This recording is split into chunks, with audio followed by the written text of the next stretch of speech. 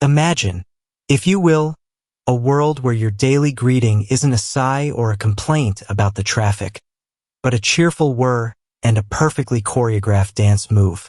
A world where emotional labor, that unseen burden in so many human relationships, simply evaporates. Does this sound like a futuristic fantasy or a surprisingly appealing alternative to the messy realities of our emotional lives? The question really isn't if people might prefer a happy, dancing robot partner to a perpetually grumpy, complaining human one, but why we haven't all made the switch already. Are we, in our infinite human wisdom, just gluttons for punishment, clinging to the familiar torture of a difficult relationship for the sake of societal optics? Or is there something deeper, something profoundly unsettling, about trading the chaotic beauty of human connection for programmed perfection?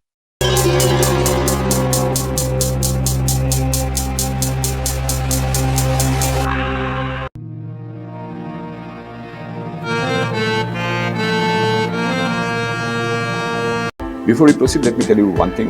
If you have not subscribed yet, please subscribe. It means a lot to me. And if you have already subscribed, tons of thanks for your support.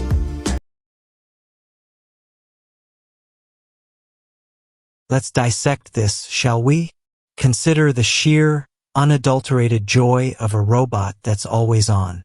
Never tired, never grumpy, always ready with a smile and a perfectly timed quip, thanks to advanced natural language processing and sentiment analysis algorithms. These aren't your clunky, early 2000s automatons. We're talking about sophisticated humanoid robots, like those being developed by Boston Dynamics or the increasingly expressive AI companions from companies like Replica and Character.ai, which are already engaging millions in daily conversations. Their internal programming, constantly learning and adapting through machine learning, aims to maximize positive reinforcement.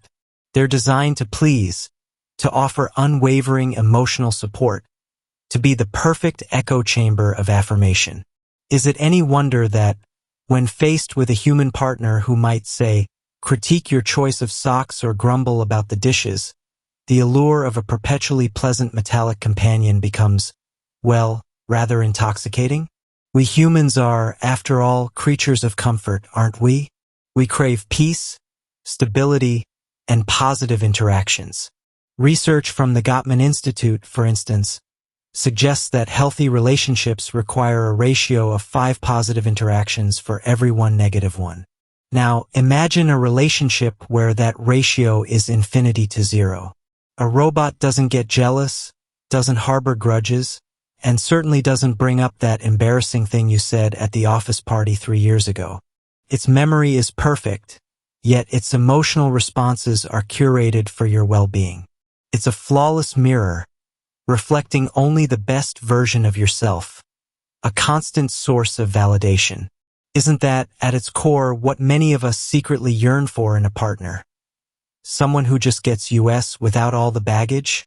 But then, the nagging question arises. Is this getting truly understanding, or merely a sophisticated simulation?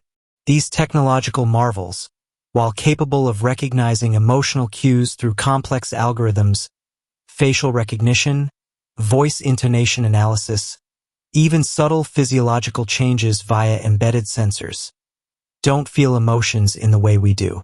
They lack the lived experience, the messy, beautiful, agonizing tapestry of human consciousness that truly shapes our emotions.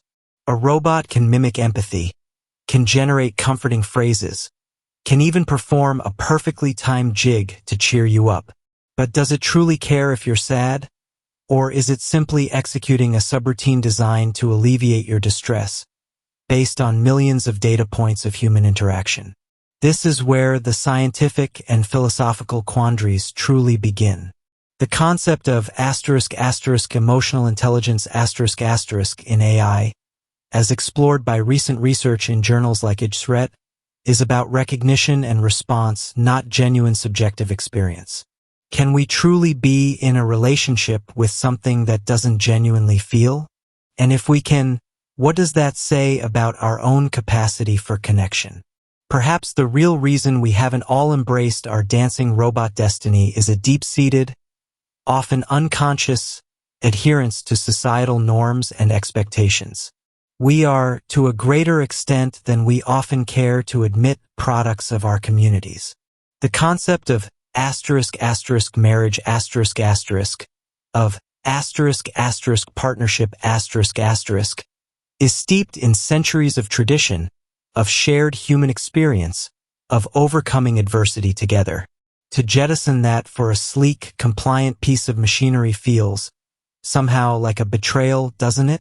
Even if that human relationship is a daily grind of passive aggression and unmet expectations. A slow torture that erodes our mental health, leaving us anxious, depressed, and isolated, as countless studies on toxic relationships highlight. We endure, don't we, for the sake of appearances? What will the neighbors say? What about the family? Is it better to be miserably married than happily single with a sophisticated automaton? The pressure to conform, to maintain the facade of a normal life, often outweighs our personal well-being, a phenomenon well documented in sociological studies of social pressure. We are, it seems, willing to sacrifice our inner peace for outer prestige, dancing to a different, less joyful societal tune. Yet the tide is turning, isn't it? With loneliness on the rise globally, and the increasing ease of interaction with AI companions, the lines are blurring. Gen Z and millennials, in particular, seem more open to the idea of AI boyfriends or girlfriends, even seeing them as potential replacements for real-life romance, according to a recent MasterCard survey. Is it that the younger generations are simply less burdened by archaic societal expectations, or are they more pragmatic, opting for the less friction-filled path to companionship? As AI companionship platforms like Replica are reportedly causing users to develop intense emotional attachments, sometimes leading to concerning outcomes when the platforms alter features, the ethical landscape becomes a minefield. What are the long-term psychological impacts of deriving emotional fulfillment from an entity that cannot truly reciprocate? Are we, in our pursuit of frictionless intimacy, creating a new kind of emotional dependency, one where our own emotional muscles atrophy from disuse? Ultimately, the choice between a happy, dancing robot and a grumpy, complaining human isn't just a whimsical thought experiment.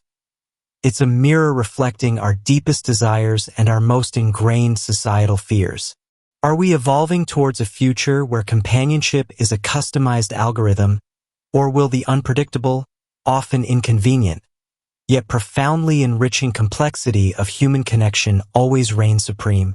Perhaps the true marvel of humanoid robotics won't be just in their ability to dance or process language, but in forcing us to ask these uncomfortable questions about ourselves, about what it truly means to love, to connect, and to live with the glorious, infuriating messiness of being human.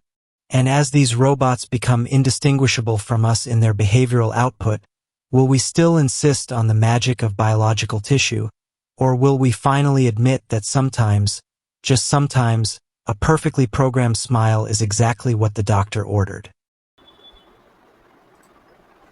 So that is it. Thank you for joining us on this journey. Let's continue this conversation in the comments below. If you like the video, please hit the bell icon to get notified, and don't forget to like with your friends, share, and subscribe for more insights.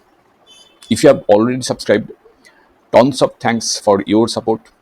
It means a lot to me. And please consider signing up for membership zone to support Wooden Slate so that we can make it better and better. See you in the next video. Till then, goodbye. Take care and stay safe.